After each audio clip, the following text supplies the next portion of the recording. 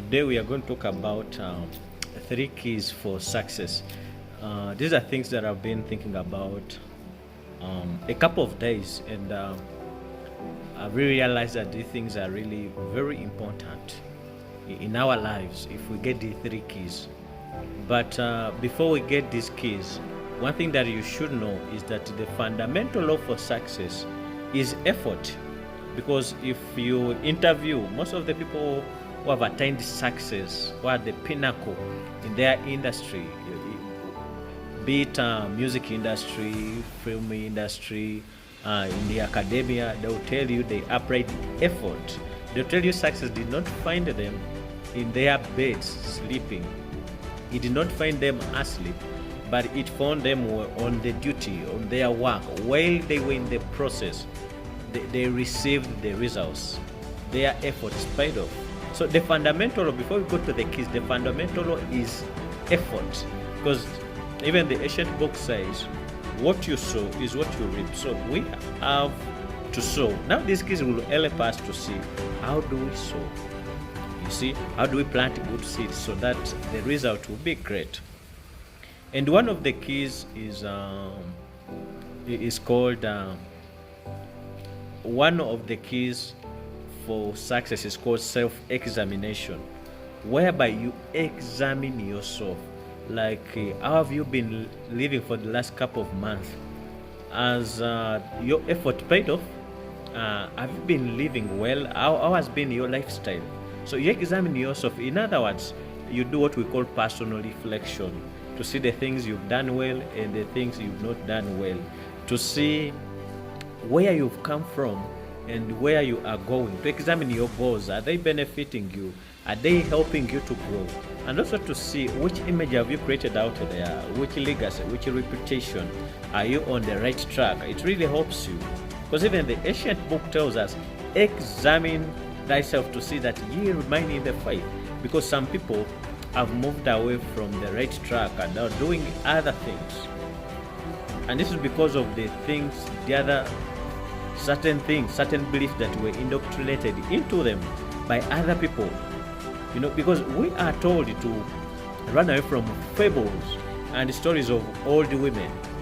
You know, I think literally they mean to say that from opinions that don't help, from opinions which communicate of things which they make the status quo stand, of things which have been done a certain way. So they prevent us from doing a new thing. For example, when we examine ourselves, we see, are we adding something? Maybe if you're in the field of science, are you adding to science, or you're just memorizing things? Maybe the formula of Albert Einstein over energy, E equals to mc squared. Apart from that, are you adding to science? Is there any innovations that you're thinking about? Because that's the thing that would make you stand out, apart from memorizing. Because anyone can memorize, but not anyone can add. Because sometimes people wait for catastrophes in order for them to begin innovating, to begin thinking of something they can add to science. For example, it took COVID-19 to come, that people now started investing in the research, investing in some laboratory research, investing. But we've been having these things, but people have not been funding them, have not been funding these projects where people can innovate. So you don't need a catastrophe like that to come so that you begin self-examining how your systems are, how you've been working. No. See, when such information comes, when information like this comes, it acts as a tool that enables you to examine yourself and see where you stand. You see? And another key is called, because what I've given is the first key. The second key is taking responsibility. You see, in the ancient book, we are told that carry your own cross and you follow Christ.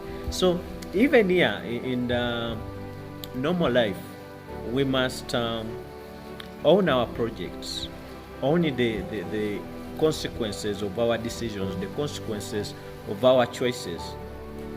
And one thing that is amazing about carrying your own cross is that the moment you own it, because owning it means you even owning the good results that come once you've made the right choices and you've invested the right efforts. You see, when it finally pays off, it's you to reap the benefits, to get the dividends. You see, when you carry it, you don't think that other people will come in to help you, but it's you who take the credit. For example, when Jesus Christ was carrying his cross, they talk about a man called Simon of Cyrene. That man enabled him also to carry the cross, but the cross was for Jesus to carry. So when we learn these things, it will really help us own it, and many other people will come your way to help you to the top. And another key that we should learn, that every day we should prepare ourselves for a better life, because this whole life is about preparation. While you're in high school, you prepare to join university. While in university, you prepare to get a job, and while you're on a job, you see, you prepare to see what will be your next 10 years be, what will be your next 20 years be. You see, but you can only do this because in success, you cannot succeed in a vacuum. You need friends, you need people to help you. So we must cultivate the ability to build important relationships, strong relationships, relationships that will enable us to rise, not those that will put us down. And we should not surround ourselves with people who are liabilities, who only want to take away, take from us. But also, we must surround ourselves with people who are assets, people who can give answers to some of the questions that we ask ourselves, people who can help us, people who can, maybe if they cannot help us, they can direct us to a person who can give us hope, not people who can do nothing, because all they do in our life is just gossip and that's all. So that is the message for today. Thank you for listening.